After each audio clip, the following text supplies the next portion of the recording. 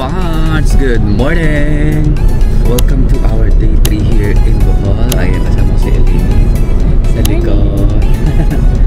And we are on our way to Alona. Kasi we are scheduled for a island hopping today. So kaya we're excited. After namin tour doon sa city kung ano yung mga napuntahan namin. Ngayon naman, it's our island hopping day. So samahan niyo kami for today's video. So dito na kami sa may airport.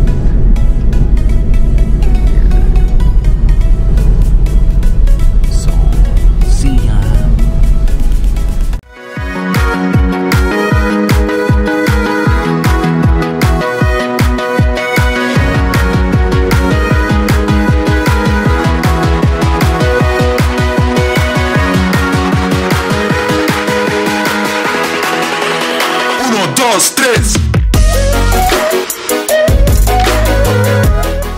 Yan, sito kami sa Grab. Kasama namin si Kuya. Alan po. Alan, shoutout sa mga taga-Antipolo tsaka mga Hello po sa taga-Antipolo. So, nag-Grab kami. So, yun nga mga parts. Mayroon ding Grab dito sa Bohol. So, pwede kayong pumunta ng Tagbilaran, pwede rin kayong pumunta ng Panglao. Mayroong Grab. Sa ibang islands kasi wala. Pero dito sa Bohol, mayroong Grab.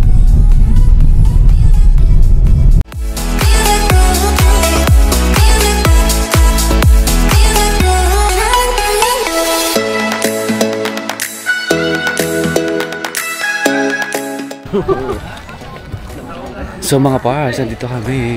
Andito na kami. Hindi namin alam kung nasan kami.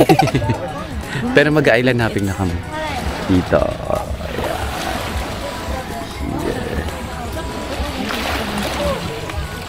Doon tayo sa una. Kuya, lahat ba kami? Opo. Yung dalawang sasakyan. Doon kasi tayo. Hindi yun makapagdami. Deliver ka, sir? Ha? Oo.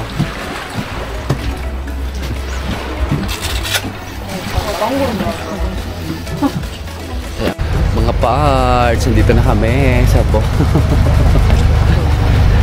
And first agenda for today's island hopping is dolphin watching. Laki ng boat namin. Isang community po kami today. Yes. And sana mga parts ay makakita kami ng dolphins. So if you're curious about the island hopping tour, this video is for you. And I will also let you know magkano and saan kayo pwede mag. So for the meantime, let's enjoy the view.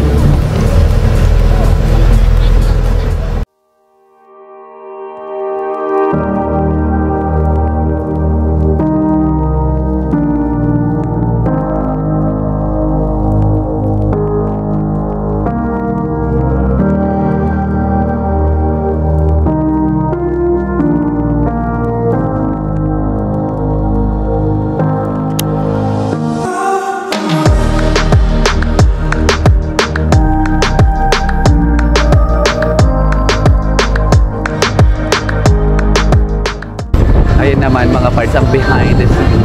Bilias ng Victorial ni Elaine for today's video. O diba? Ayoko at nakakatakot. Mahina po tayo sa balance. So yeah, antayin natin yung mga dolphins mga parts. Pakita.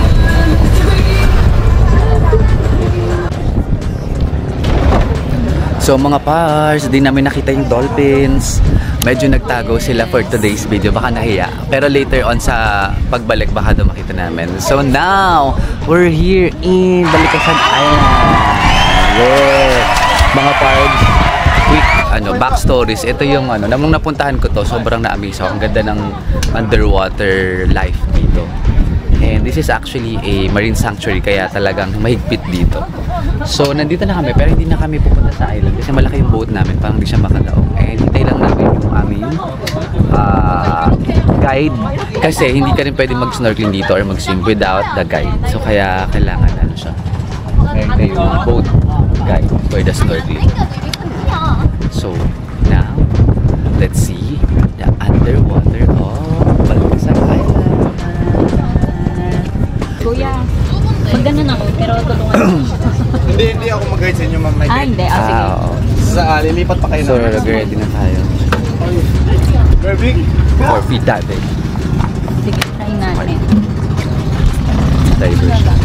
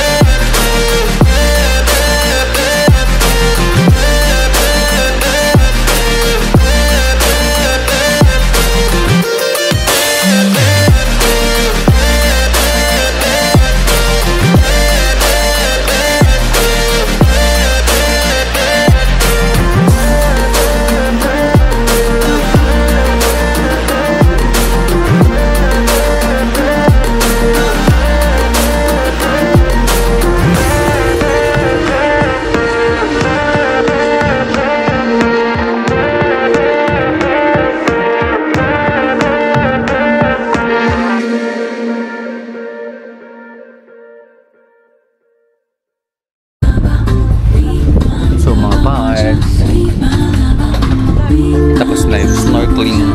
And our tour comes with free lunch. This is chicken.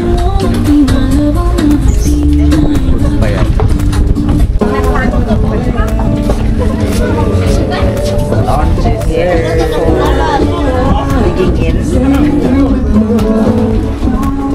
So there mga parts, tapos na ang ating island hopping tour dito sa Panglao.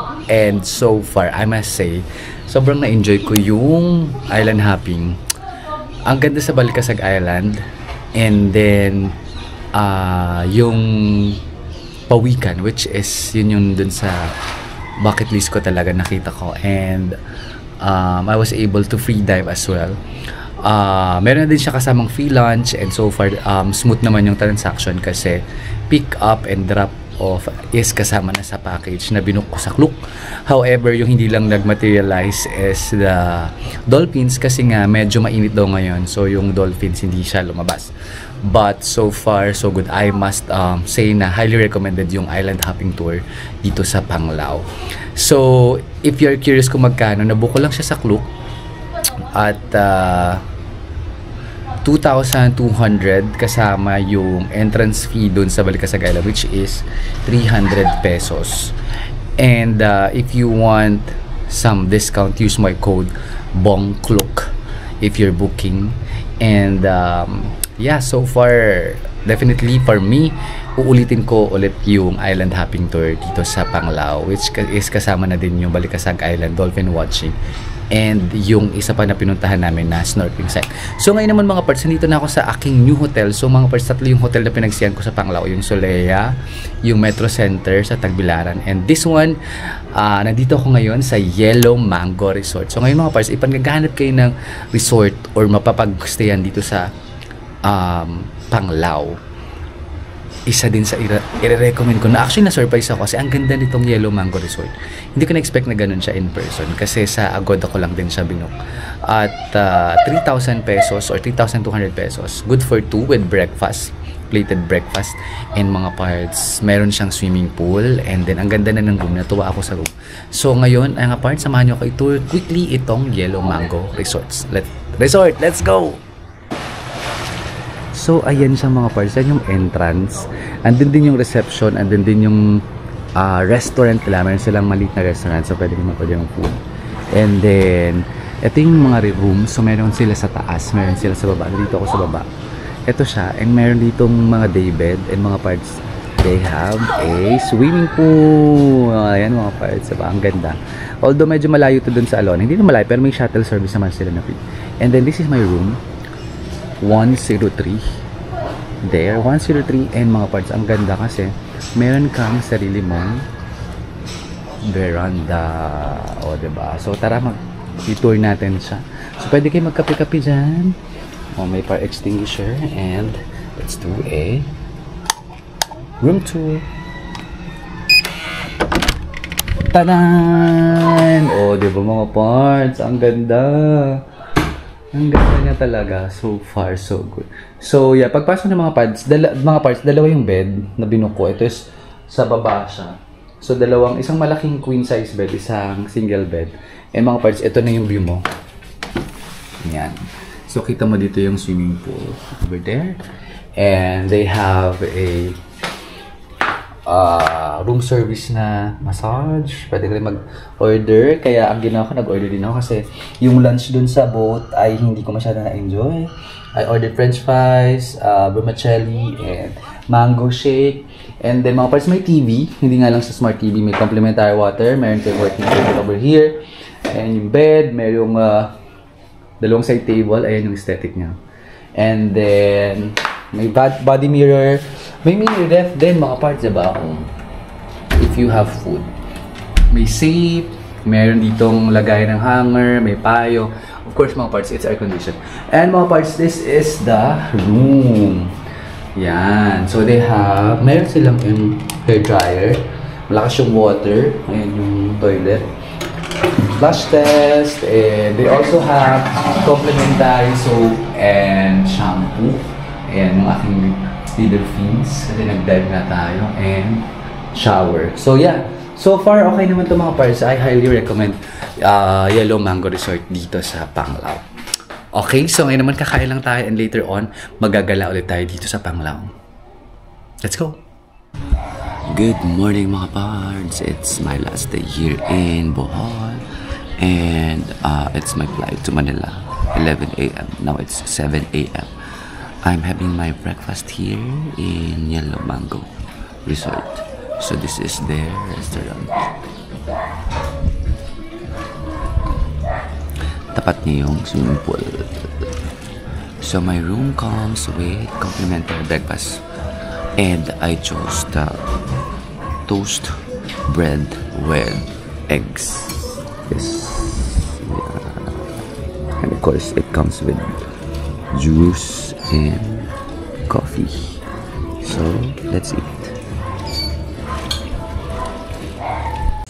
So, there you have it mga parts. Tapos na naman na ating isang quick vlog featuring itong Bohol, Tagbilaran City, and Panglao. And for me mga parts, definitely must visit in the Philippines. And babalik-balikan mo talaga ang Bohol in general. Ang dami ko pang hindi napuntahan. Pero napuntahan ko naman na siya nung before pandemic pa. But ang dami talagang pwedeng explore dito sa Bohol. Kulang yung 3 days. And siguro sakto yung mga 1 week to really explore the whole island and to explore those tourist destination. But for our trip, I hope nagkaroon kayo ng idea ano pa yung mga pwede nyong gawin. And ano yung mga pwede nyong gawin just in case you have limited time here in Bohol. But for me, ang pinakagusto ko is the island hopping trip to, yung Balikasag Island Marine Sanctuary. Sobrang ganda and sobrang close encounter with the Pawikan. By the way, shout out to Real Fortune Boat Rental na sila yung nag-assist sa amin and sila yung service provider namin. And binuko lang yun sa Klook for 2,200.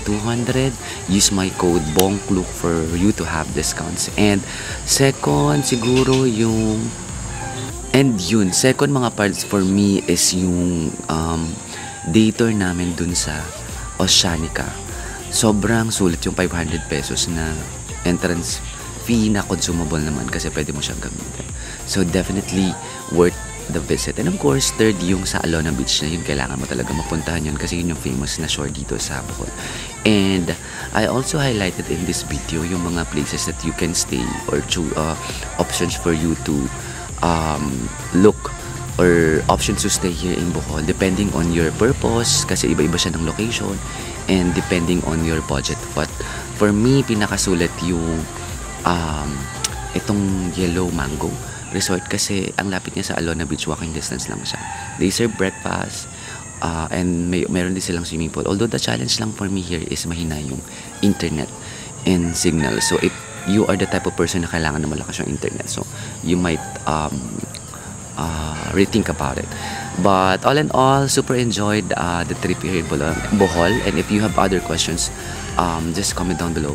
But don't forget to subscribe to my YouTube channel. Please like, share, and hit the bell icon para lagi updated sa aking mga YouTube videos. And please follow me in my social media accounts, Facebook, Instagram, and TikTok. Also at Biyaherong Bong. So yun mga parts, hanggang sa mga susunod kong YouTube videos. Stay safe and healthy. Bye!